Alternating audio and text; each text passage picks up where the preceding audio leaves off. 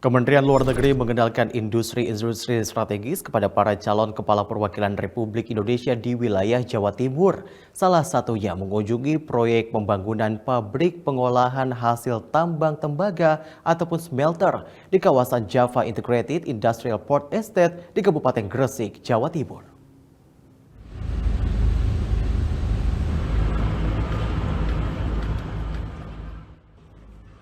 Kementerian Luar Negeri mengajak 20 calon kepala perwakilan Republik Indonesia menyaksikan secara langsung proyek pembangunan pabrik pengolahan hasil tambang tembaga atau smelter di kawasan Jaya Integrated Industrial Port Estates di Gresik, Jawa Timur. Mereka terdiri dari 13 calon duta besar dan 7 konsul jenderal yang akan bertugas di sejumlah negara sahabat.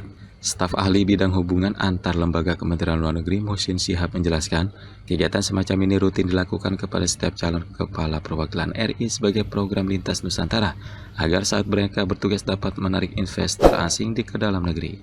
Proyek smelter menjadi salah satu sentra industri strategis yang perlu diketahui oleh para calon kepala perwakilan RI, khususnya terkait rencana hilirisasi nasional. Upaya proses smelter ini juga diharapkan dapat menarik perhatian masyarakat asing yang dapat menerima produk-produk ini, yang itu tentunya juga dapat dijelaskan oleh para calon duta besar kita yang akan ditempatkan di negara-negara sahabat. Para calon kepala perwakilan RI tersebut diberikan informasi terkait pembangunan pabrik smelter untuk mendukung keberadaan pabrik PT Smelting yang terlebih dulu berdiri di wilayah Kabupaten Gresik sejak 1996.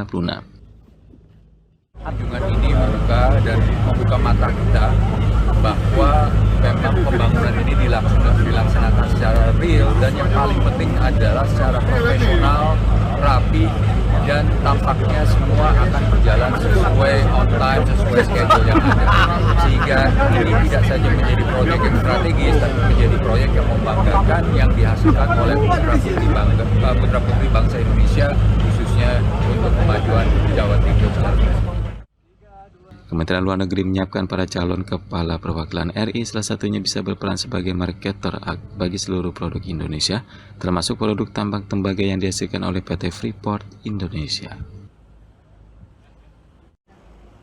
PT Kereta Api Indonesia akan memberlakukan grafik perjalanan kereta api 2023 mulai 1 Juni mendatang. Melalui grafik perjalanan kereta api, PT KAI menargetkan kenaikan penumpang sebesar 20%.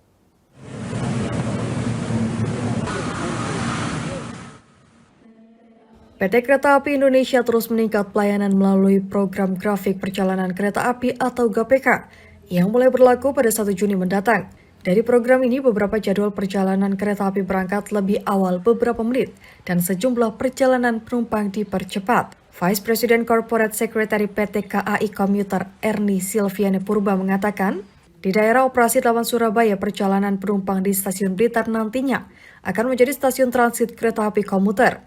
Rencananya akan ada 2 perjalanan kereta api lokal, yaitu relasi Blitar ke Surabaya lewat Malang dan dari Blitar ke Surabaya lewat Kertosono dengan kereta api Panataran Doho. Yang awalnya kami harus menunggu di stasiun Blitar 1 jam, walaupun tidak berpindah kereta, tetapi dengan berpindah kereta kami bisa mereduce ataupun memotong sehingga waktu tunggunya hanya 15-20 menit. Jadi mudah-mudahan ini menjadi peningkatan pelayanan dengan tarif yang masih sama, tidak ada berubah walaupun pindah kereta. Dari layanan ini, pihak Kereta Api Indonesia menargetkan peningkatan jumlah penumpang hingga 20%.